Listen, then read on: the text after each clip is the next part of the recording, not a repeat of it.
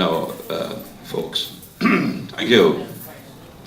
Welcome everybody to the 7th On the Nail reading here at the Locke Bar, brought to you in association with the Limerick Writers Centre and Poetry Deadline. Local, national and international poets are called to make submissions to the next issue of a popular poetry almanac due out in July. The revival poetry journals contain works from poets who have performed at either the White House Pub or here, the new monthly poetry evening in the Locke Bar, every first Thursday. Submissions to the Revival Poetry Journal can be made by writing to the editor, Revival, Moravia, Glenmore Avenue, Roxborough Road, Limerick, by email at revival@aircom.net or by visiting revivalpress.com. Finally, our last reader and writer from Galway is Susan Millar DuMars.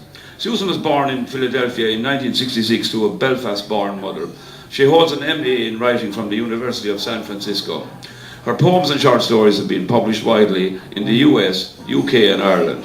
Susan's stories have been shortlisted for many awards, and in 2005 she received an Irish Arts Council bursary for her fiction, American Girls. A volume of her short stories was published by Lapwing in 2007.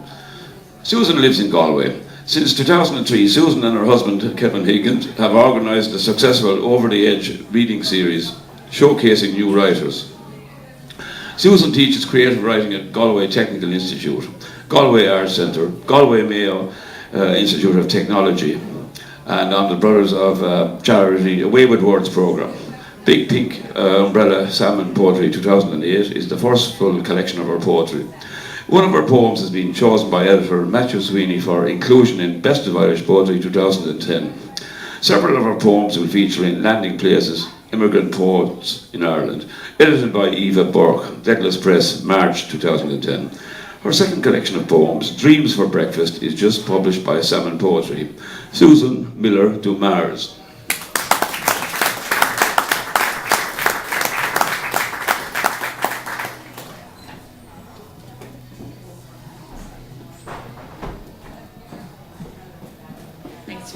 The reading might be shorter than the biography, I think. I'm going to read a few poems from my second book, Dreams for Breakfast, which just came out.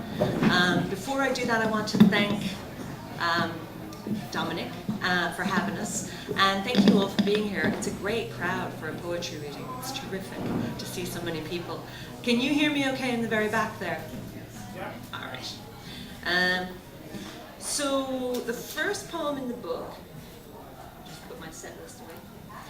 The first poem in the book is from my grandmother, who I'm named after, Susie Millar. Susie Millar lived and died in Belfast. And there was a night in April of 1941 in which Belfast was bombed, blitzed, all night long by the Germans. I only found out about this recently, maybe some of you had already known that, but literally the bombs fell from 10 o'clock at night until about 5 o'clock the next morning. And my grandmother would have had 2 young children with her and been pregnant with her third. And when I tried to find out how she got through that evening, nobody knows. Nobody knows the story. She's long dead, so we can't ask her, and the story has died with her. And out of sort of a frustration about that, I wrote this poem trying to imagine what she might have gone through and to give her story back. So this is that, and it's Belfast, April 1941. Susie Millar of Mackey Street. The tall tales we tell of bombs involve your husband Dusty with his pint staring down the IRA. No one seems to have taken down your story. You emerge from the piss-smelling darkness, from the hole full of weeping, climb a ladder into light, eye-pricking gray-white. You must have squinted. Even cloudy light is light. A child tugs on each hand, your belly swelling. You step aside to let others pass.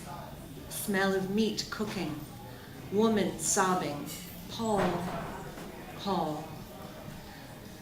Glimpse of staring eyes, a dust-caked face before they cover it with a blanket. Merry crackle of flames, so much light. The world changed, all you knew, The light comes through, empty windows, walls with nothing behind them. Salt on your lips. You didn't know you were crying. So much light.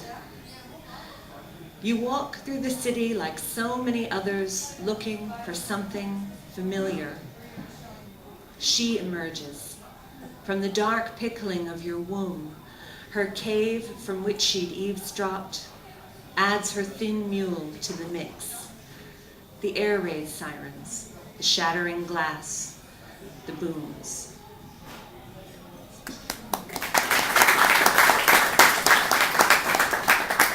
Thank you.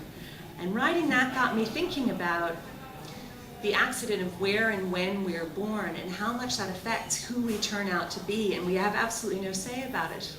And it got me thinking about where and when I was born. I was born in Philadelphia in '66. And I think it had a profound effect on me, and this poem is about that. Philadelphia, August 1966. I was lucky.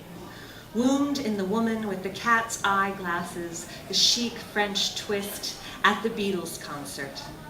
Their last tour, a hot day, the band miles away across a field pristine as astronauts' dreams of the moon. Can't buy me love, just a rumble squeak beneath the horny, joyful screams. The young one behind my mother sobs, Paul, Paul. Mom doesn't scream. Her husband beside her, pens in his breast pocket, his hair just beginning to lick at his ears. He owns a guitar, my dad. It leans against the living room wall like a moon he plans to visit. Her moon, me. First roundness, first flag on planet family.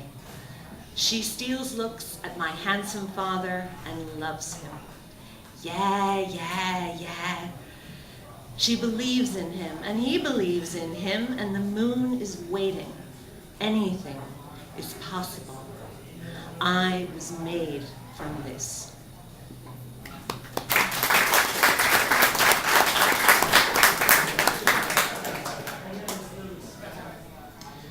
My husband Kevin read just before me, and he mentioned that we were in Athens in December of 2000.